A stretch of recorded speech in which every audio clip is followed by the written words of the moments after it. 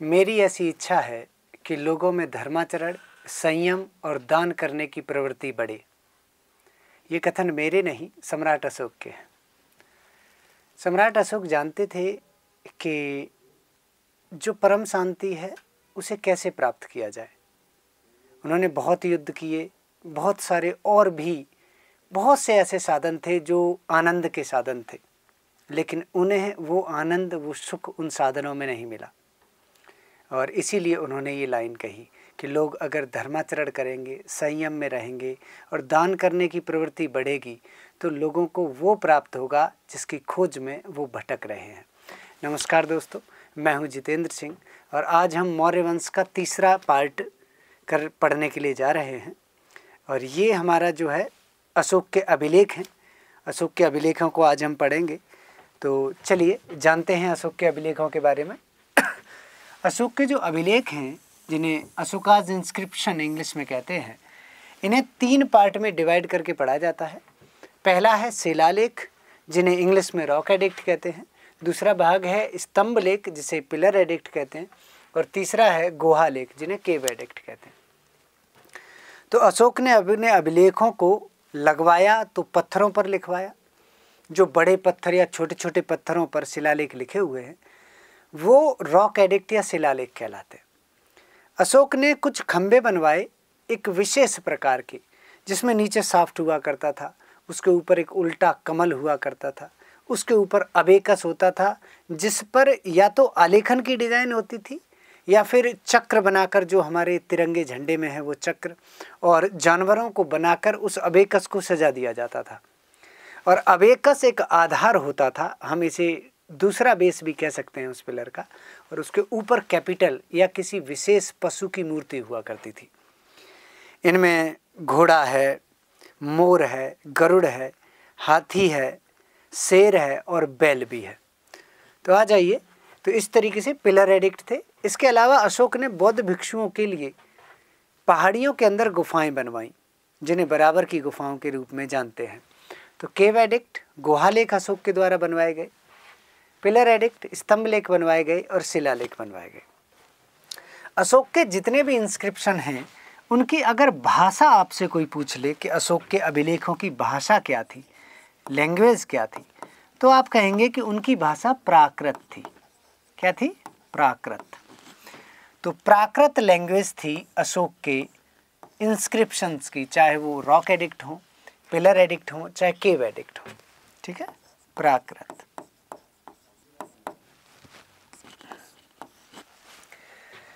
अगर लिपि की बात की जाए कि अशोक के अभिलेख किस लिपि में है, तो मैं आपको पहले ही बता देता हूँ कि लिपि को कैसे बताएंगे हम या कैसे समझेंगे। अगर एग्जाम में क्वेश्चन आ जाए तो कैसे क्लियर करेंगे फिर हम उसे।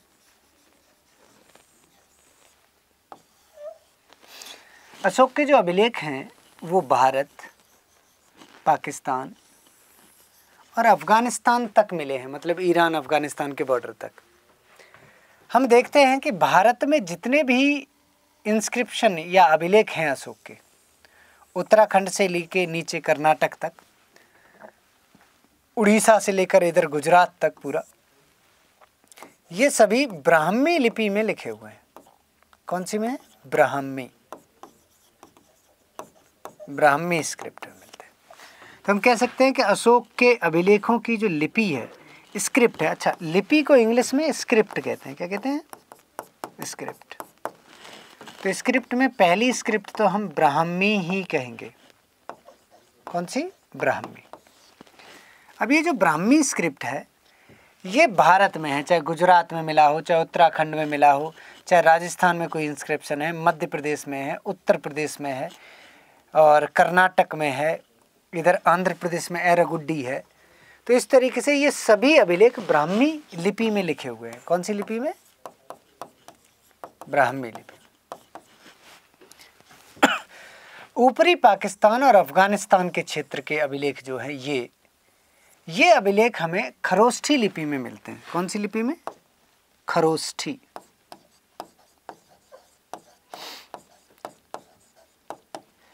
यहाँ पर मानशहेरा और सहवाजगढ़ी नाम के 2 अभिलेख हैं। यहाँ पर जो यहीं पाकिस्तान वाले क्षेत्र में, इस क्षेत्र में है। तो ये खरोष्ठी लिपि में है। ब्राह्मी में तो बहुत सारे हैं, पूरे इंडिया में ही। इसके बाद अगर पाकिस्तान के नीचे वाले भाग में और इधर अफ़गानिस्तान के साउथ वाले पार्ट में, पाकिस्तान अफ़गानिस्तान के साउथ वाले पार्ट की बात की जाए यहाँ पर, तो यहाँ पर जो अभिलेख हैं, इंस्क्रिप्शंस हैं, वो अरमाइक स्क्रिप्ट में है, अरमाइक में। ये हो गई अशोक के अभिलेखों की तीसरी लिपि या तीसरी स्क्रिप्ट। ठीक है, चलिए आगे। यहाँ पर कुछ इंस्क्रिप्शन ऐसे हैं जो ग्रीक भाषा में है, मतलब यूनानी भाषा में है। ठीक है, तो हम कहते हैं कि भाई ग्रीक लैंग्वेज में भी, यूनानी भाषा में भी अशोक के कुछ अभिलेख हैं। ठीक है, अब इस मैप के हिसाब से एक इंस्क्रिप्शन तो मैं, एक अभिलेख तो यही बता देता हूँ आपको। एक अभिलेख है यहाँ पर कांधार में, इस जगह का नाम है कांधार, ये अफगानिस्तान में है। अच्छा, कुछ बच्चे गांधार और कांधार में बहुत कंफ्यूज रहते हैं। वो बताते हैं कि कांधार वही है मामा शकुनी वाला, तो नहीं, ऐसा नहीं है। कांधार अफगानिस्तान में, मामा शकुनी वाला जो है वो गांधार है, वो पाकिस्तान क्षेत्र में है। ठीक है, तो ये याद रखना है आपको। कांधार जो अभिलेख है, ये एकमात्र ऐसा अभिलेख है जो 2 लिपियों में लिखा हुआ है, और ये दोनों लिपि हैं अरमाइक और यूनानी, क्योंकि इधर से ये अरमाइक का एरिया लग गया, इधर यूनानी एरिया लग गया। तो ये अभिलेख जो है अशोक ने, बाइलिंगुअल अभिलेख है अशोक का कांधार वाला, जो 2 लिपियों में लिखा हुआ है, अरमाइक लिपि में और यूनानी लिपि में। तो हमें ये याद रखना है। ठीक है, ये बाइलिंगुअल है, एकमात्र ऐसा इंस्क्रिप्शन है, और कोई भी इंस्क्रिप्शन ऐसा नहीं है, बाकी सब अलग अलग लिपियों में है। भाषा सबकी एक ही मिलेगी, प्राकृत भाषा। ठीक है, अशोक के अभिलेख पढ़ने से पहले हमें ये पता होना चाहिए कि अशोक के जो अभिलेख हैं, अशोक को ये अभिलेख लगाने की प्रेरणा कहाँ से मिली, आखिर कैसे उसके मन में ये विचार आया कि हमें अभिलेख लगाने चाहिए। तो मैं आपको बता देता हूँ कि संसार में सबसे पुराने अभिलेख पर्शिया के मिले हैं। कहाँ के? पर्शिया। पर्शिया को आज ईरान कहते हैं। क्या कहते हैं? ईरान। Persia, Iran. हखामनी वंश के राजा डेरियस प्रथम के अभिलेख संसार में सबसे पुराने अभिलेखों में से एक जाने जाते हैं, जो अशोक के अभिलेखों की तरह हैं। अशोक ने भी जब ईरान तक, अफगानिस्तान ईरान के बॉर्डर तक फतह की, सभी राज्यों को जीता, एक बड़ा मगध साम्राज्य, एक बड़ा मौर्य साम्राज्य उसने स्थापित किया। उस समय उसे वहाँ वो इंस्क्रिप्शन मिले होंगे, और वहीं से अशोक को प्रेरणा मिली अभिलेख लगाने की। और अशोक ने भी ऐसा ही किया, गुफाएं बनवाई, उनमें भी लिखवाया, पिलर लगवाए, उनके ऊपर भी लिखवाया, शिलाओं पर भी लिखवाया, पत्थरों पर भी लिखवाया, जो रॉक एडिक्ट के रूप में जानते हैं। चलिए सबसे पहले हम केव एडिक्ट की बात कर लेते हैं। केव एडिक्ट मतलब गुहालेख। अशोक ने कौन कौन सी गुफाएं किस तरीके से बनवाई हैं, उनकी बात करते हैं। तो सबसे पहले हम केव एडिक्ट पढ़ेंगे। केव एडिक्ट, इन्हें हिंदी में कहेंगे गुहालेख। ठीक है, चलिए अशोक के गुहालेख। गुहालेखों की बात करें तो अशोक ने बराबर केव्स बनवाई,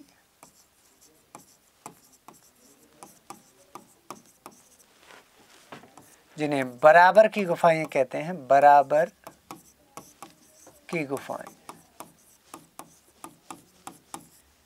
ये गुफाएं बिहार में ही हैं और बराबर की पहाड़ियों में हैं। ये गुफाएं कहाँ हैं?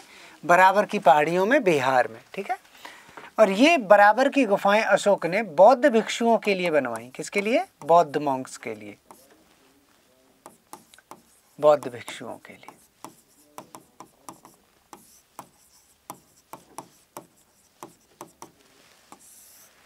इन गुफाओं में कई गुफाएं हैं, जैसे एक गुफा है सुदामा गुफा,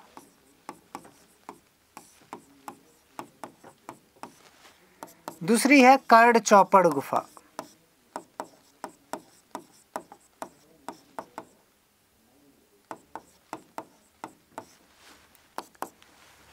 सुदामा, कर्ड चौपड़। एक है विश्व झोपड़ी,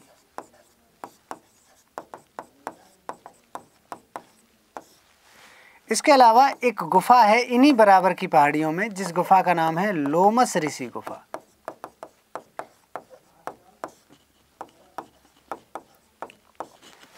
बराबर की पहाड़ियों की जो गुफाएं हैं, इन गुफाओं में से जो लोमस ऋषि गुफा है, ये गुफा विवादास्पद है।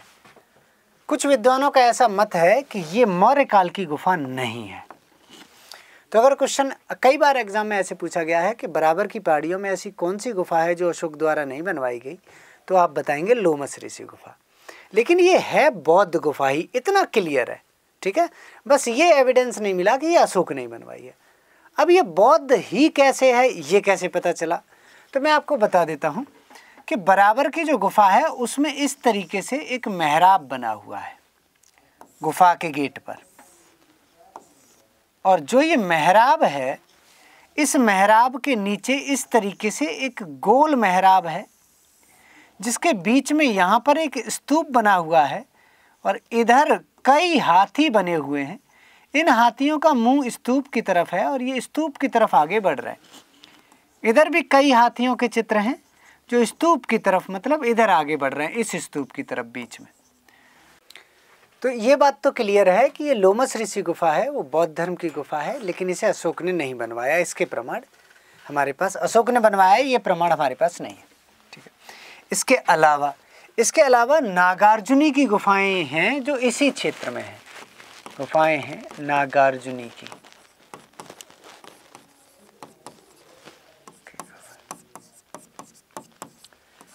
नागार्जुनी की गुफाएं भी बौद्ध गुफाएं हैं।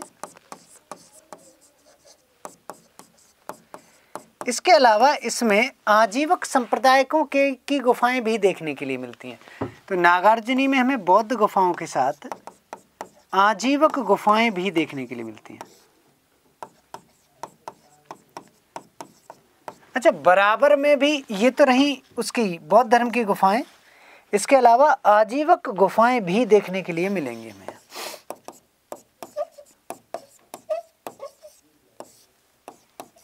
आजीवक संप्रदाय एक धर्म था जो हम कह सकते हैं कि बुद्ध के समय पर ही, महावीर के समय पर ही, महावीर के एक शिष्य थे जिनका नाम था मक्खीलाल गौसाल। तो मक्खीलाल गौसाल ने ये धर्म बनाया था। इस धर्म का नाम था आजीवक संप्रदाय। और इस आजीवक संप्रदाय ये तभी बनाया जब बौद्ध धर्म, जैन धर्म बने हैं उसी समय।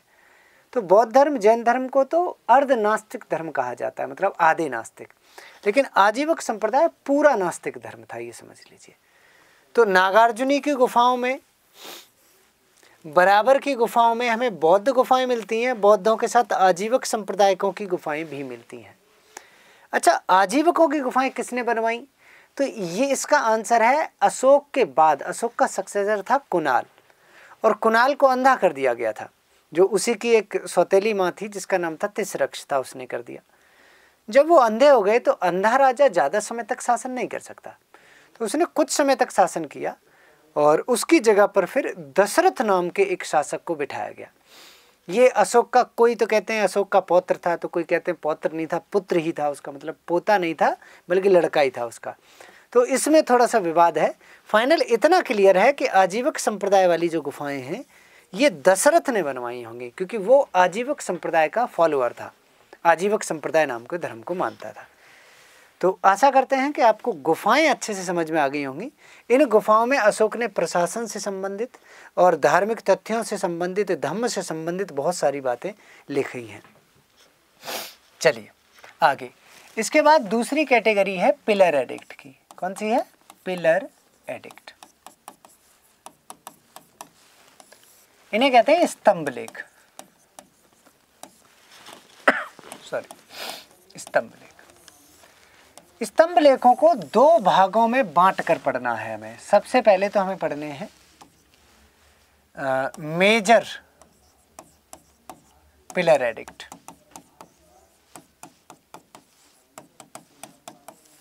इन्हें हम कहेंगे बृहद स्तंभ लेख, बृहद स्तंभ लेख। और दूसरी कैटेगरी जो है वो माइनर पिलर एडिक्ट।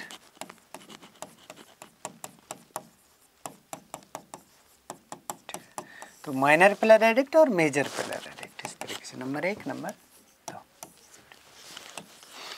इन्हें हिंदी में कहते हैं लघु स्तंभ लेख।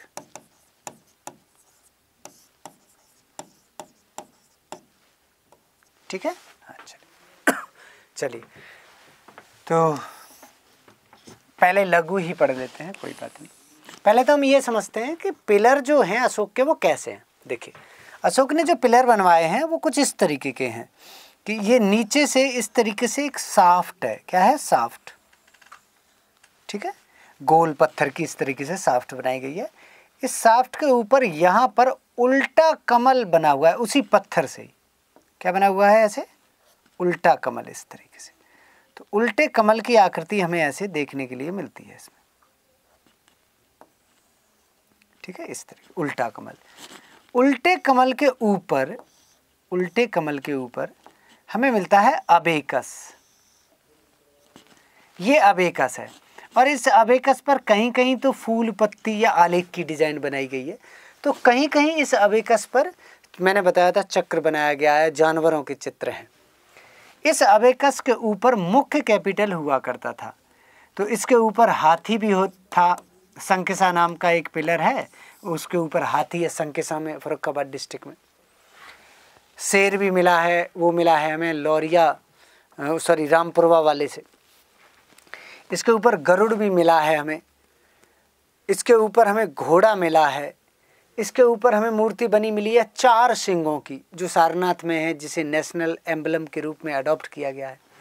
तो इस तरीके से यहाँ पर मुख्य जानवर की मूर्ति हुआ करती थी। इसके नीचे अबेकस, फिर उल्टा कमल और उसके बाद साफ्ट। तो इस तरीके का पिलर मिले हैं और इन पिलर्स पर यहाँ पर अशोक ने लिखा है, ऐसे लिखे हुए मिले हैं। तो चलिए सबसे पहले बात करते हैं हम लघु स्तंभ लेखों की, माइनर पिलर एडिक्ट की। इसमें पहला है एक रुम्मिनदेई। रुम्मिनदेई पिलर एडिक्ट, और ये माइनर है। कैसा है, माइनर। रुम्मिनदेई माइनर पिलर एडिक्ट, ठीक है, छोटा। अब जो रुम्मिनदेई माइनर पिलर एडिक्ट है, इस पिलर एडिक्ट को हम फाइनेंशियल पिलर एडिक्ट भी कहते हैं। क्या कहते हैं, फाइनेंशियल पिलर एडिक्ट। हिंदी में कहेंगे तो आर्थिक स्तंभ लेख।